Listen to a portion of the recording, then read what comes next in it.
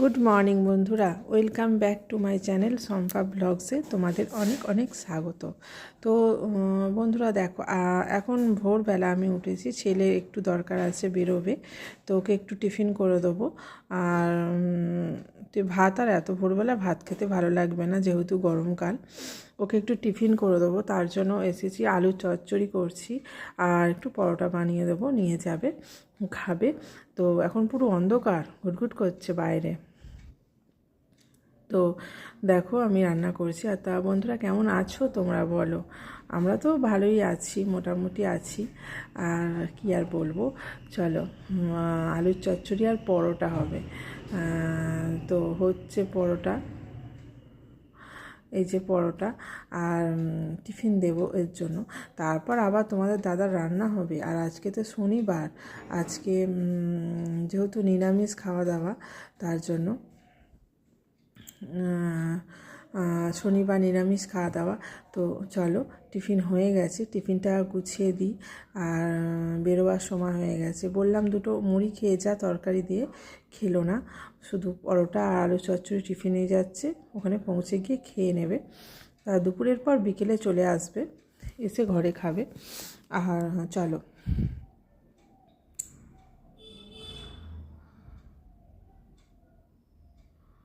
একটু বেশি করেই দিচ্ছি বন্ধুরা, কারণ ওর বন্ধুরা আছে, সবাই মিলে খাবে, একা তো খাওয়া যায় না বলো। আর একা ওই জন্য দেওয়াও যায় না, একার মতো মেপে দেওয়া যায় না গুণে। বন্ধুরা আছে, সবাই মিলে খাবে একসাথে, সবাই মিলে মিলেমিশে খায় আর কি। তো তার জন্য শেষে ওরই পেটটা ভরবে না, সেই জন্য একটু বেশি করে দেওয়া। আর চলো, বেরিয়ে পড়েছে। আর এই যে বেরোচ্ছে যখন, একটু আলো ফুটেছে। আর দেখো, চলো আমি কি করেছিলাম বন্ধুরা, সবাই বেরিয়ে গেছে, তোমাদের দাদাকেও রান্নাবান্না করে দিয়েছি, বেরিয়ে গেছে। আমিও কি করেছি, শুয়ে পড়েছিলাম বন্ধুরা, জানো তো, ভালো লাগে না একা একা কী করবো, শুয়ে পড়েছিলাম। উঠে 10, 10:30টার সময় উঠলাম, উঠে তারপর ঘরের বিছানা গুছিয়ে ঘরদোর মোছামুছি করলাম। আর একটু ছাদে এলাম, ছাদটা রোজেরই ঝাঁট দিই, কারণ ছাদে হরি গাছ আছে অনেক।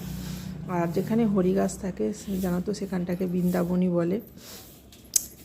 তো হরি গাছ আছে বলেই আমি প্রত্যেক দিন ঝাঁট দিই। তোমরা বন্ধুরা দেবে, যেখানেই হরি গাছ বসিয়ে রাখবে না, হরি গাছের তলায় রোজের ঝাঁট দেবে, যেন কোনো নোংরা না থাকে হরি গাছের তলায়।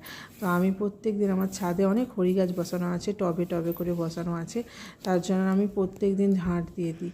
আর হরি গাছ বসানো খুবই ভালো, তো জানো বন্ধুরা। তো ঝাঁট দিতে এসেছি, তারপর স্নান ফান করে সমস্ত কাজ করে এই যে ঘরদোর মুছে সব উঠোন পায়খানা বাথরুম ধুয়ে দিয়ে আর এসেছি। আমি খাবো, আর খেয়ে, ছেলে এখনও আসেনি, ছেলে আসতে বিকেল হয়ে যাবে, ছেলে এলে খেয়ে নেবে। তো এখন দুপুরবেলা আমি খাবো, তো ভালো লাগে না ভাত ভাত খেতে, তাই সব রকম সবজি দিয়ে একটু খিচুড়ির মতো বসিয়েছি, ছেলেও খাবে আমিও খাবো। সব রকম সবজি, বিনস, গাজর, সয়াবিন, কড়াইশুঁটি দিয়ে বসিয়েছি। আর এই বিকেলবেলা চলে এসেছি বন্ধুরা। আমি মটর পনির করেছিলাম, সেটা তোমাদের দেখানো হয়নি। তো চলো, মটরটা সেদ্ধ করে নিয়েছি। এই যে পনির নিয়েছি, ক্যাপসিকাম, পেঁয়াজ সব নিয়েছি, কিছু মশলা নিয়েছি। আগে তেলেতে এই যে মশলাটা, টমেটো, পেঁয়াজ, কাঁচা লঙ্কা দেখছো, এটাকে ভালো করে, আদা রসুন দেখছো, এটাকে ভালো করে তেলের মধ্যে, ভালো করে বলতে খুব ভাজানো, হয়তো 50% ভেজে নিতে হবে, তেলের মধ্যে 50% ভেজে নিতে হবে, নিয়ে মিক্সিতে ওটা বেটে নেব।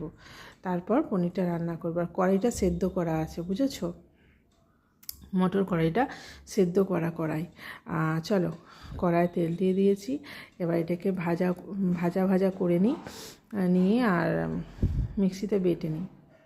আর এই তেলের মধ্যে দিয়ে দেবো গরম মশলা, আর গরম মশলার সাথে পেঁয়াজগুলো গোটা গরম মশলা আর কি, এগুলো ভাজবো। আদা রসুন পেঁয়াজ কাঁচা লঙ্কা টমেটো সব একসাথে 50%-এর মতো ভেজে নেবো, নিয়ে মিক্সিতে বেটে নেবো। তারপর পনিরটাও ভাজতে হবে। আর এই রান্নাটা আমি সর্ষের তেলে করছি, কারণ আমার সাদা তেল ঢালা হয়নি, প্যাকেট কেটে ঢালা হয়নি বন্ধুরা, তাই জন্য সর্ষের তেলটা ঢালা ছিল, তাই সর্ষের তেল দিয়েই রান্নাটা করছি। দেখো মশলাটা বেটেছি, ক্যাপসিকাম আর পেঁয়াজ কিছু গোটা গোটা চিলি চিকেনের মতো কেটে নিয়েছিলাম, সেটা ভাজা করে মশলাটা তার সাথে বেটে আবার কষাচ্ছি। এবার মটর কড়াইটা দিয়ে কষিয়ে নেবো একটু, তারপর পনির দেবো।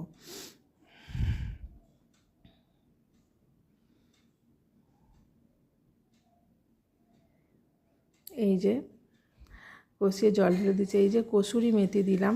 পনির রান্না করলে বন্ধুরা কসুরি মেথি দেবে, কসুরি মেথি দিলে দারুণ সেন্ট ছাড়ে পনিরে। ধনেপাতা তো দেবেই, এখন তো ধনেপাতার সিজন, যেহেতু শীতকাল ধনেপাতা তো দেবেই, কিন্তু কসুরি মেথি অবশ্যই দেবে। পনিরে কসুরি মেথি দিলে খুব সুন্দর সেন্ট হয়। আর চলো, মটর কড়াইটা দিয়ে মশলাটা মোটামুটি কষানো হয়েই গেছে, এবার পনিরটা দিয়ে দেবো। কী বলো তো, এটা খুব ঝাল ঝাল করে রান্না করছি, মুখটা একদম খারাপ হয়ে গেছে, আমি ভাবলাম একটু ঝাল ঝাল করে পনিরটা রান্না করি, ও তার জন্যই করছি। ভীষণ ঝাল হয়েছিল বন্ধুরা, খেয়ে জিভ ফিভ জ্বালা করছিল, কিন্তু খুব টেস্টি হয়েছিল, কারণ এতে সব রকম ধনে জিরে সব রকম মশলা আছে না, তার জন্য দেখেই খুব ভালো লাগছে বলো বন্ধুরা। আর চলো, হয়ে গেছে, এবার পনিরগুলো ঢেলে দেব।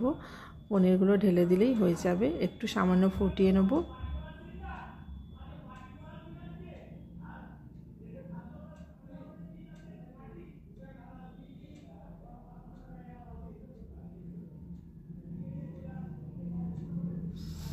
পনির দিয়ে নিয়েছি, ধনে পাতা দেবো, দিয়ে একটু ফুটিয়ে নেব, নিয়ে তারপর নামিয়ে নেব। তারপর রুটি করতে বাকি আছে, রুটিগুলো করব।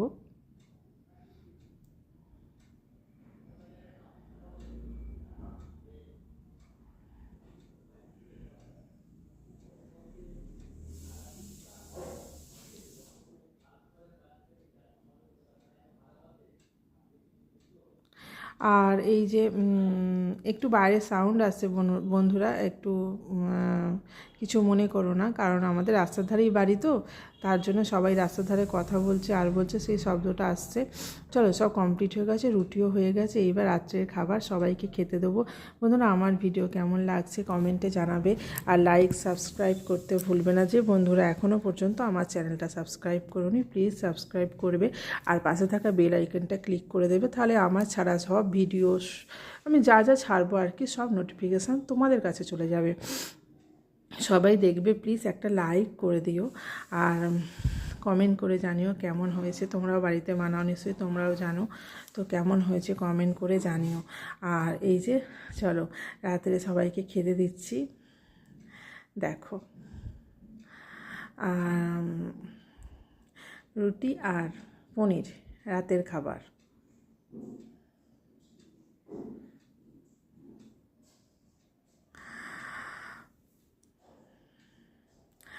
চলো বন্ধুরা, টাটা, সবাই খুব খুব খুব ভালো থেকো, বুঝেছো? আবার দেখা হবে নতুন আর একটা ভিডিও নিয়ে তোমাদের সাথে। আর আমি এখন রাতের খাবারটা সেরে নিই, তোমরাও এখন রাতের খাবারটা খেয়ে নাও, খেয়ে নিয়ে চলো, টাটা।